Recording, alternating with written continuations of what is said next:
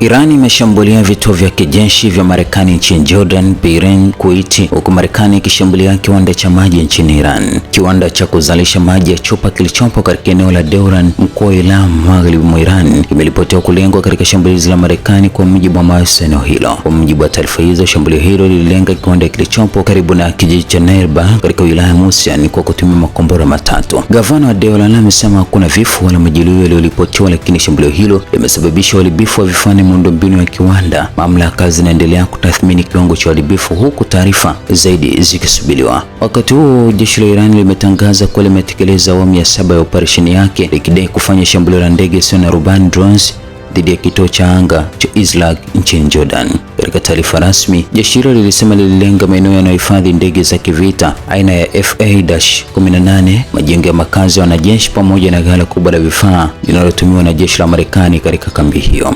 Jeshi la Iran limesema operesheni hiyo ni sehemu ya kampeni yake inayoendelea kushambulia vituo vya kijeshi vya Marekani katika eneo la Mashariki ya Kati. Aidha, taarifa hiyo imesema operesheni hiyo inabeba ujumbe kwamba mashambulizi yoyote dhidi ya ardhini, anga au maji ya Iran yatakabiliwa na jibu la kiwango kinacholingana. Kufuatia kile inachokiita ukiukwaji wa usitishaji wa mapigano wa Marekani pamoja na mashambulizi yanayofanywa dhidi ya maeneo ya kusini mwa Iran, tayari imetekeleza awamu ya 7 za mashambulizi ya ndege isiyo na rubani dhidi ya vituo vya Marekani katika ukanda huo, na kwamba operesheni hiyo itaendelea hadi malengo yake yatakapofanikiwa. Katika maeneo mengine, vyombo mbalimbali vya habari vimeripoti kwa makombora ya masafa marefu yalirushwa kuelekea vituo vya kijeshi vya Marekani nchini Bahrain. Kwa mujibu wa taarifa hizo, milipuko kadhaa ilisikika katika maeneo mbalimbali ya Bahrain, huko shambulio hilo likidaiwa kulenga kituo cha anga cha Sheikh Issa pamoja na makao makuu ya kikosi cha 5 cha jeshi la wanamaji la Marekani. Wakati huo, vyanzo kutoka Iraq vimeripoti kuwa kituo cha kijeshi cha Marekani nchini Kuwait pia kililengwa kwa mashambulizi ya makombora. Taarifa hizo zinasema milipuko ilikuwa mikubwa kwamba ilisikika hadi ndani ya baadhi ya maeneo ya Iraq. Ripoti nyingine pia zimedai kuwa makombora ya ballistic yalielekezwa kwenye vituo vya kijeshi vya Marekani nchini Kuwait. Aidha, milipuko kadhaa iliripotiwa nchini Jordan mapema Jumatano, huko ving'ora vya tahadhari vikilia katika maeneo mbalimbali ya nchi hiyo. Kwa mujibu wa ripoti za ndani, makombora ya Iran yalilenga vituo vya kijeshi vinavyohifadhi wanajeshi wa Marekani nchini Jordan, ikiwa ni hatua ya kulipiza kisasi kufuatia mashambulizi hivi karibuni ya Marekani dhidi ya maeneo kadhaa kusini mwa Iran. Wakati huo, video zinazosambaa mtandaoni zinaonekana kuonesha mifumo ya ulinzi wa anga ya Marekani ikijaribu kudungua makombora hayo katika anga ya Jordan. Ripoti nyingine pia zinasema mifumo ya ulinzi wa anga ya Israel ikiwemo